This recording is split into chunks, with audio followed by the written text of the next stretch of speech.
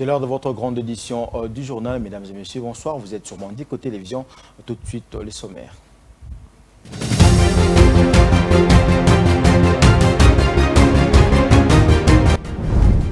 Les députés nationaux se sont mobilisés en lançant une pétition contre l'investiture du gouvernement souminois en gestation. Cette initiative a été lancée le jeudi à 18 h, marquant ainsi le début d'une action collective contre certaines pratiques reprochées à l'équipe souminoise.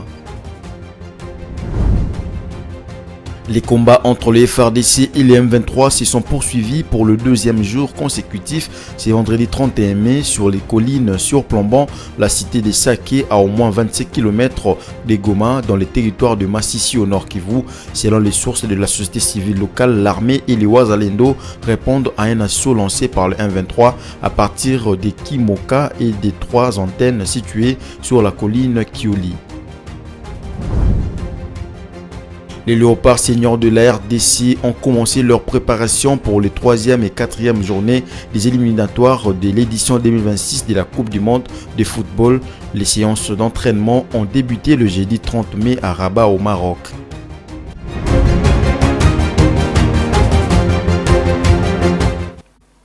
Mesdames et messieurs, bienvenue si vous nous rejoignez à la une de l'actualité suite aux frustrations observées au sein de l'Union sacrée de la Nation dans la pétition qui serait en gestation contre l'investiture du gouvernement. Le présidium de l'Union sacrée de la Nation annonce à travers un communiqué la tenue d'une réunion ce vendredi 31 mai 2024 dans la soirée dans le but de calmer les esprits et gérer les mécontentements au sein de cette méga plateforme présidentielle. Ranta, lui, est là pour les commentaires. Au lendemain de la sortie du gouvernement souminois, quelques députés nationaux de l'Union sacrée de la Nation qui ne se sont pas retrouvés, soit pour avoir mouillé leur maillot pour le chef de l'État pendant les élections, sont encore ceux qui n'ont pas vu les représentants de leur province menacent de bloquer l'investiture du gouvernement en initiant une pétition. Cette question a soulevé une tension au sein de la majorité. Suite aux frustrations observées, le présidium de l'Union sacrée de la Nation organise une réunion de concertation dans la soirée de ce vendredi 31 mai 2024 au quartier général d'Augustin Kabouya, situé au numéro 3 de l'avenue Révolution, quartier Sosimat, commune de la Gombe. L'objectif est de calmer les esprits et gérer les frustrations à la suite de tensions observées après la publication de l'équipe gouvernementale souminoise. Chaque regroupement ne sera représenté que par une personne. Compte tenu des enjeux de l'heure, la présence de tous est vivement souhaitée, précise le communiqué du présidium de l'Union sacrée de la Nation. D'après une source proche de ces regroupements, jeudi 30 mai 2024, une réunion a été tenue par le présidium dans un climat de défiance et de tension. Toujours en rapport avec la sortie du gouvernement, opportunisme ou stratégie politique, la nomination de Constant Moutamba est une surprise. Après avoir été une farouche critique du régime en place, il se retrouve aujourd'hui membre du gouvernement. Le nouveau ministre de la Justice et garde des Sceaux se fixe 2 grands objectifs au cours de son mandat. Tout d'abord, initier des actions judiciaires contre les auteurs de l'agression rwandaise ainsi que le détournement de deniers publics. Regardez.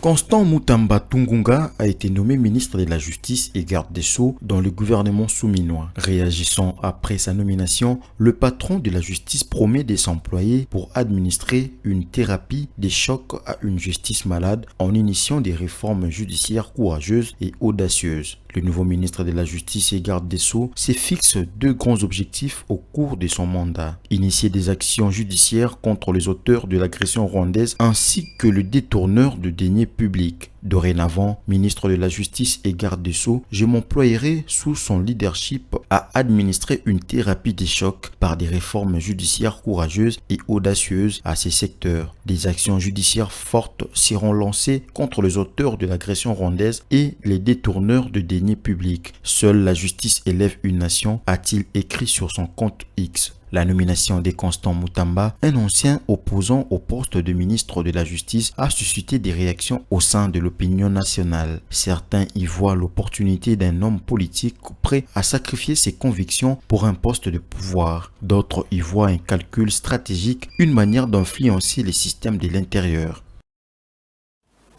Parlons sécurité à présent, il s'observe depuis un certain temps la recrudescence des hostilités dans la partie est de la République démocratique du Congo suite à l'offensive lancée par le FARDC sur plusieurs fronts. Objectif, reprendre le contrôle de certaines localités dans les territoires de Massissi et des Rutshuru. Des nouveaux affrontements opposent depuis tôt le matin de ce vendredi 31 mai 2024 les forces armées de la République démocratique du Congo et FARDC appuyées par le Wazalendo et les rebelles du 1-23 RDF sur deux collines stratégiques surplombant les cités de Bweremana et de Minova. Suivez.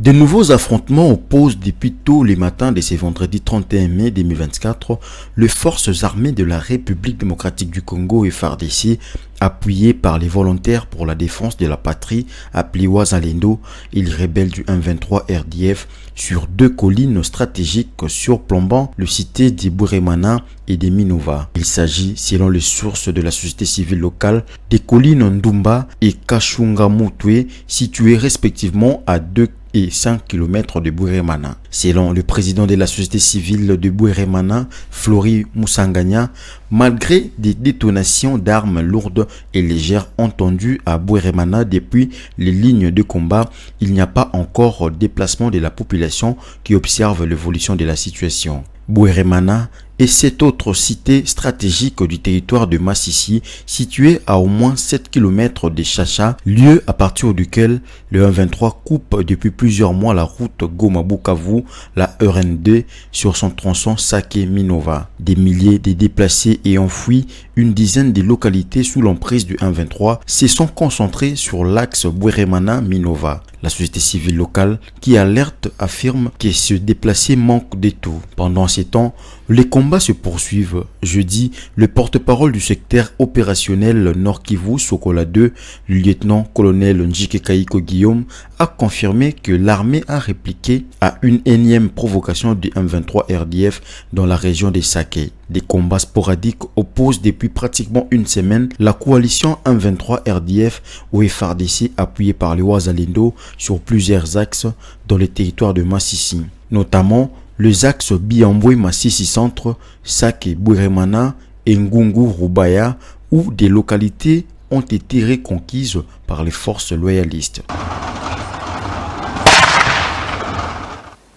Dans l'actualité également, la Cour constitutionnelle a confirmé ce vendredi 31 mai 2024 l'élection de Grace Nkwanga Bilolo comme gouverneur élu de la province du Congo central dans son arrêt en matière des contentieux de résultats provisoires des élections de gouverneurs dans la province après l'annulation de ces scrutins par le Conseil d'État pour les irrégularités. La Haute Cour a jugé inconstitutionnel l'arrêt du Conseil d'État annulant les élections du 9 avril 2024. Il n'y aura plus de nouveaux scrutins du gouverneur et vice-gouverneur de la province du Congo central les vendredis 7 juin 2024, comme l'a indiqué le récent chronogramme de la centrale électorale. Images et commentaires.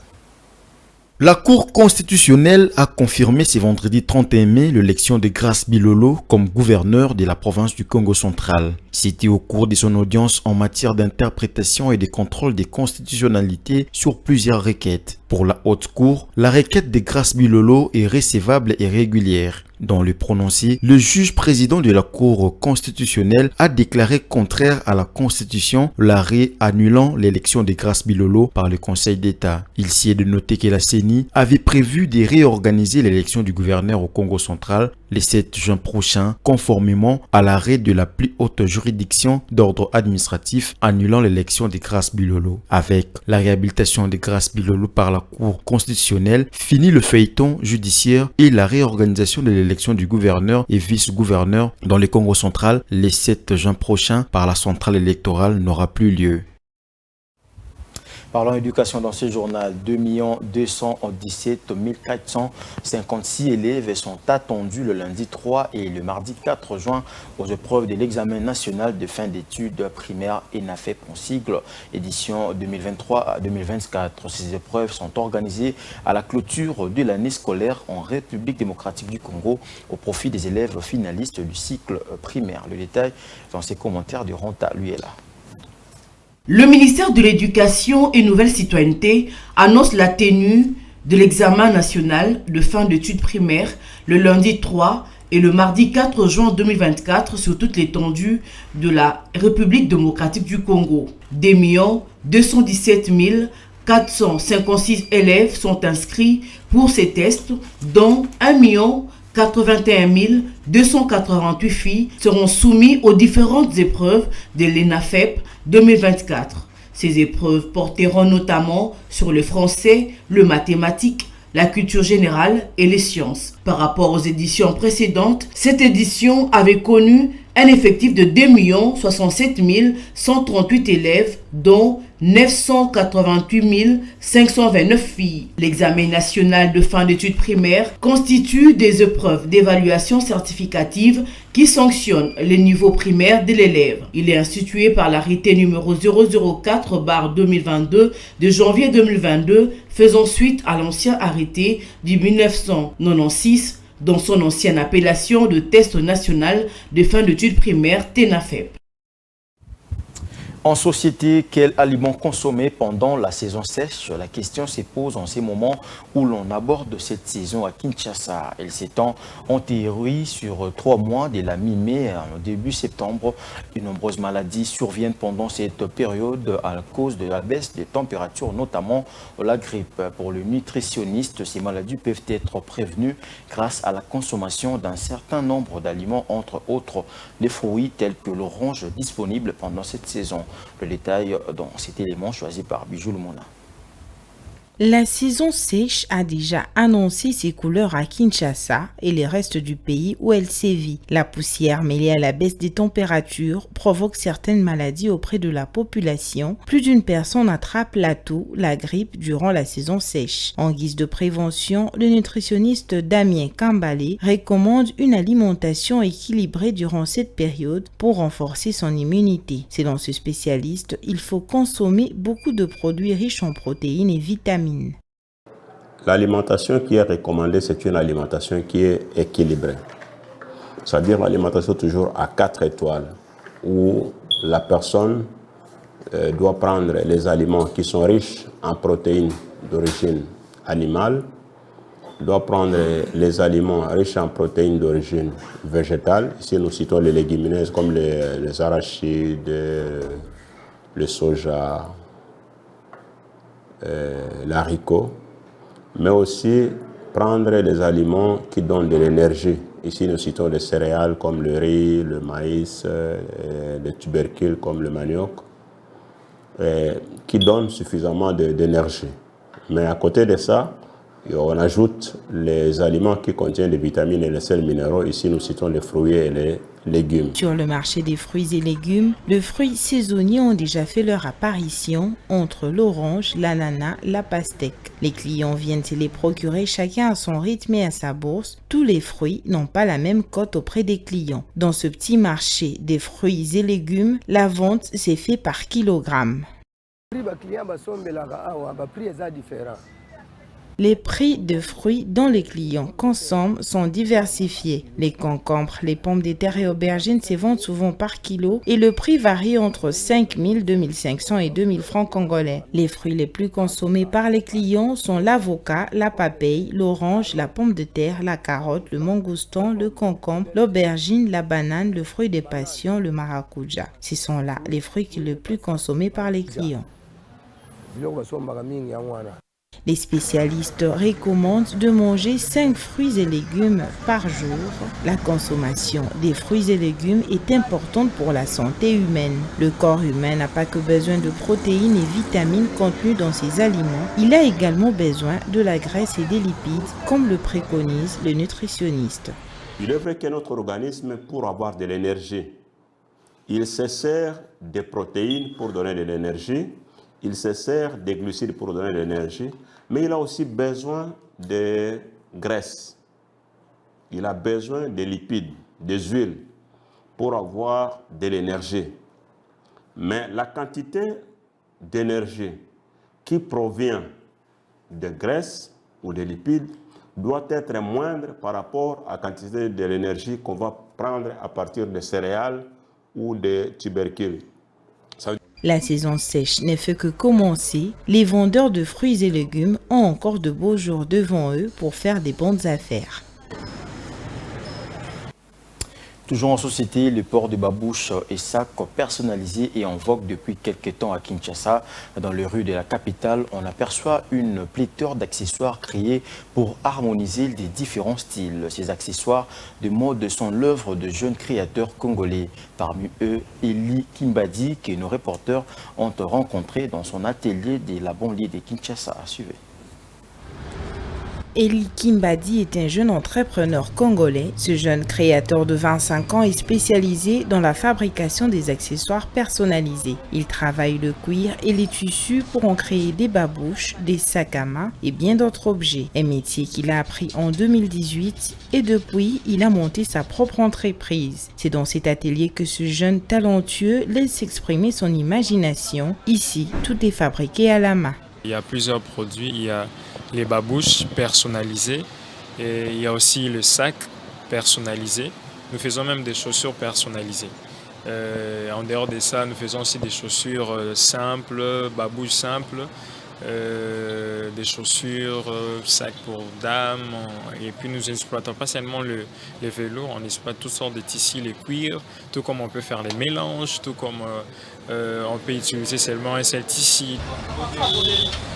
Son petit atelier sert aussi de maison d'exposition et des ventes de ses produits. Pour se procurer une paire de babouches, il faut débourser jusqu'à 20 $ américains. Un prix promotionnel selon le jeune artisan. Cependant, les ventes ne sont pas vraiment rentables. Travailler à son propre compte n'est pas son difficulté. La plus importante ici, c'est le problème d'électricité. Les nombreuses coupures du courant freinent l'avancement de certains travaux, mais Eli reste optimiste pour l'avenir. Par rapport aux difficultés majeures est qu'il y a d'abord le problème de l'électricité.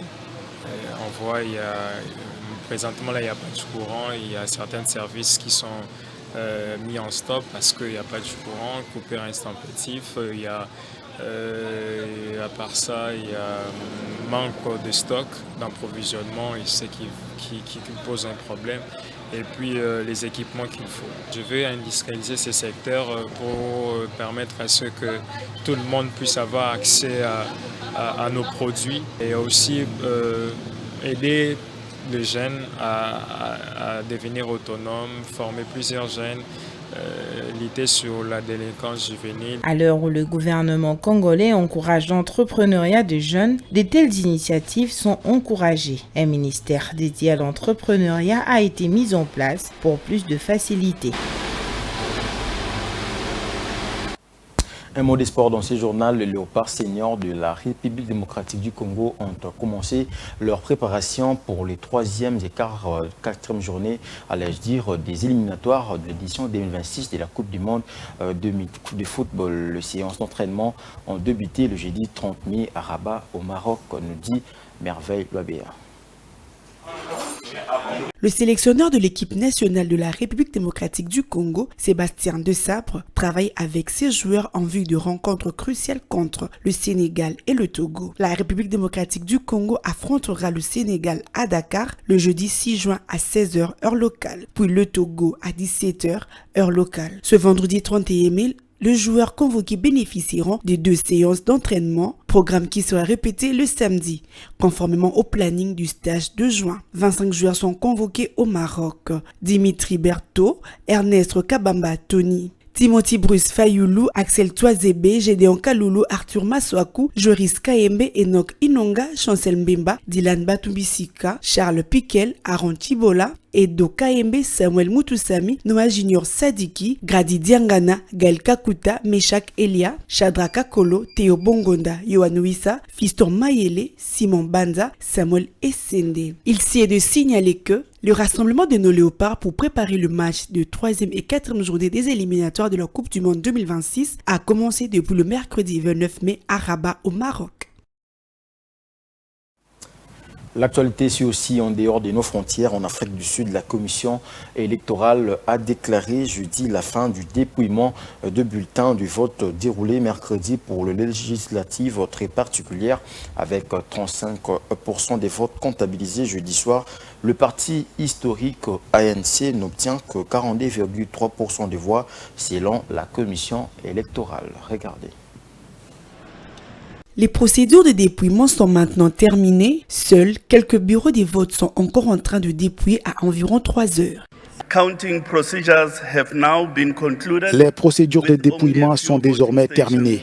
Quelques bureaux de vote en ont encore pour environ 3 heures. Le processus de compilation des résultats consiste à assurer l'exactitude et la validation de ces résultats.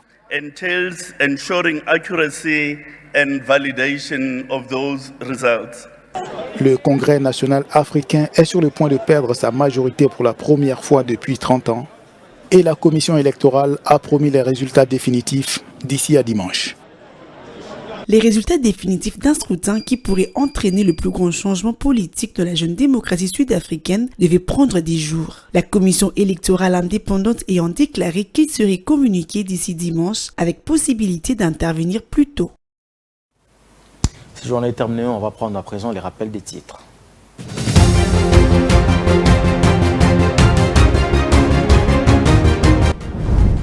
Les députés nationaux se sont mobilisés en lançant une pétition contre l'investiture du gouvernement souminois en gestation.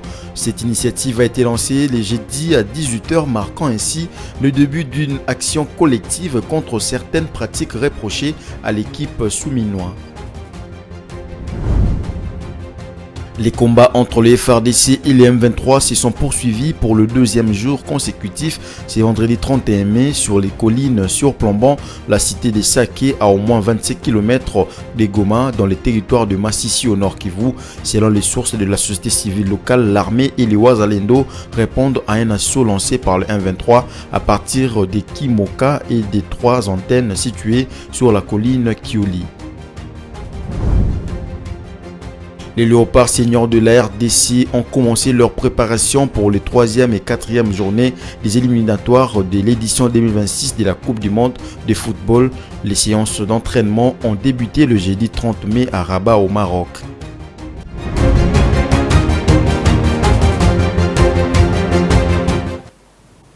C'était là l'essentiel de l'actualité, mesdames et messieurs. Merci de l'avoir suivi. Excellente suite des programmes sur Mondico Télévision. L'actualité reste en continu. Au revoir.